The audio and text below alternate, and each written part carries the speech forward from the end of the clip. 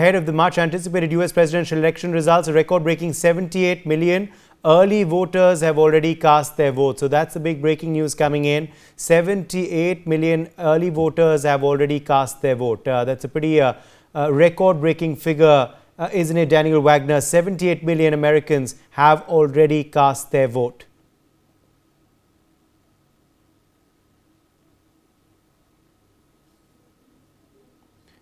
Yes, that's Daniel. Can you hear me, Daniel Wagner?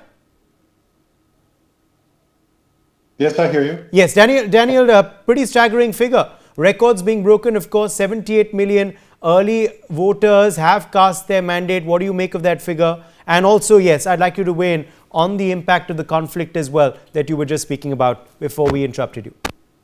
Sure. Well, as you can imagine, this record number of 78 million is there for a reason.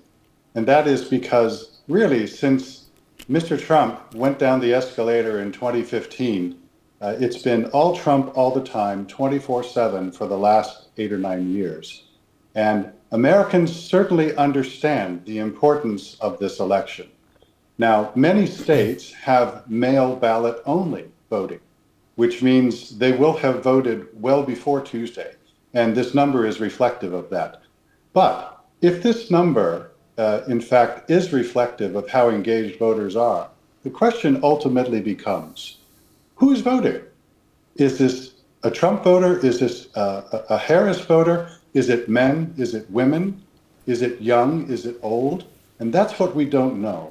We know that voters in general are engaged in this process, but what we don't know is the composition of who is voting.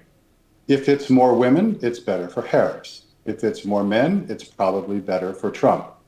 If it's younger men who Trump has successfully engaged, probably better for Trump.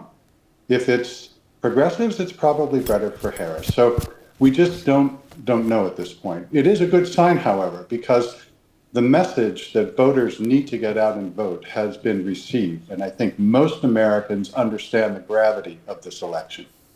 Now, on the rest of the world, I concur with many of the things the previous speaker just said, and that is that the policy of engagement with Ukraine and support for Ukraine is very likely to continue under a Harris administration. The question is, what is the composition of the Congress? Is the composition of the Congress going to allow her to continue? If, for example, as is expected, the Republicans take the Senate, but the Democrats take the House, we have a divided Congress. What does that imply then for the likely success of a Harris administration or a Trump administration wanting to pursue their policies? Clearly, Trump doesn't want to continue to fund Ukraine. Harris does. We just don't know. On China, I think either way, there's going to continue to be engagement with China, and the idea of cooperation and collaboration where there can be, but otherwise a policy of conflict and competition between the two countries. And that is a legacy from the Trump administration, which is not going to die. That is something that is a permanent fixture in the American political psyche now.